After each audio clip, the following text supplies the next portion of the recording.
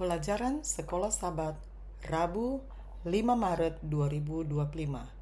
Pelajaran ke-10 dengan judul Penguasa Sementara Dunia Ini.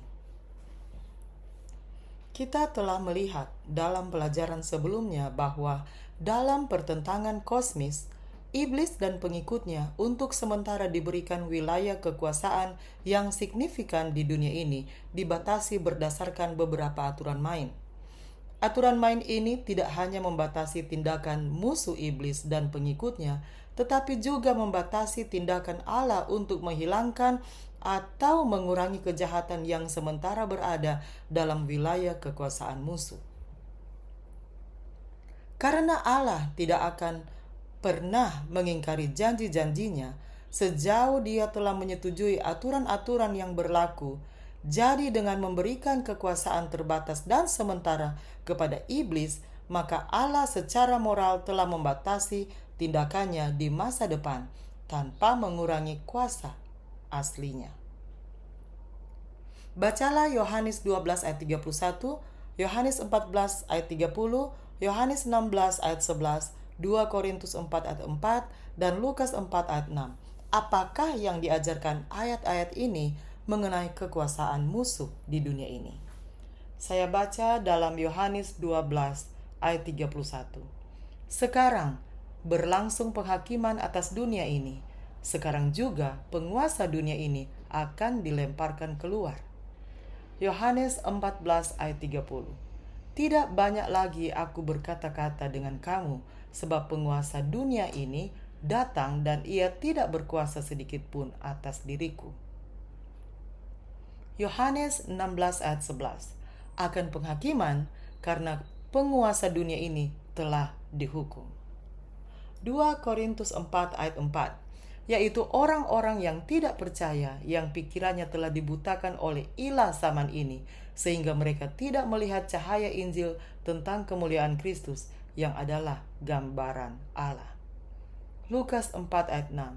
Kata iblis kepadanya, segala kuasa itu serta kemuliaannya akan kuberikan kepadamu, sebab semuanya itu telah diserahkan kepadaku, dan aku memberikannya kepada siapa saja yang kuhendaki. Perjanjian baru menguraikan suatu pertempuran antar kerajaan terang dan kerajaan kegelapan, yang mana kegelapan berasal dari iblis dan pemberontakannya. Bagian dari misi Kristus adalah untuk mengalahkan kerajaan iblis. Untuk inilah anak Allah menyatakan dirinya, yaitu supaya ia membinasakan perbuatan-perbuatan iblis itu. 1 Yohanes 3 ayat 8. Namun demikian, ada aturan yang membatasi apa yang dapat dilakukan Allah, namun tetap sesuai pada prinsip-prinsip di balik pemerintahannya. Batasan ini mencakup setidaknya, pertama, pemberian kebebasan memilih pada makhluk ciptaan, dan kedua, perjanjian aturan main yang tidak kita ketahui, setidaknya saat ini.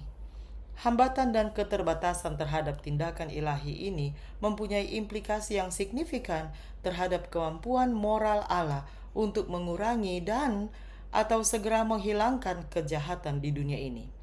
Oleh karena itu, kita melihat kejahatan dan penderitaan yang terus berlanjut.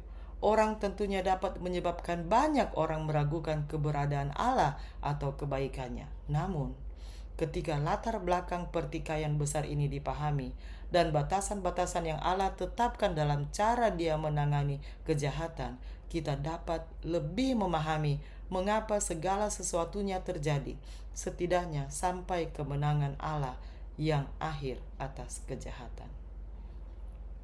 Bagaimanakah fakta bahwa Yesus menyebut iblis sebagai penguasa dunia ini setidaknya dapat membantu pemahaman kita tentang kejahatan yang ada di dunia saat ini. Betapa melegakan mengetahui bahwa hal ini memang hanya peraturan sementara. Demikianlah bacaan pelajaran Sekolah Sabat untuk hari ini. Sampai bertemu di pelajaran selanjutnya.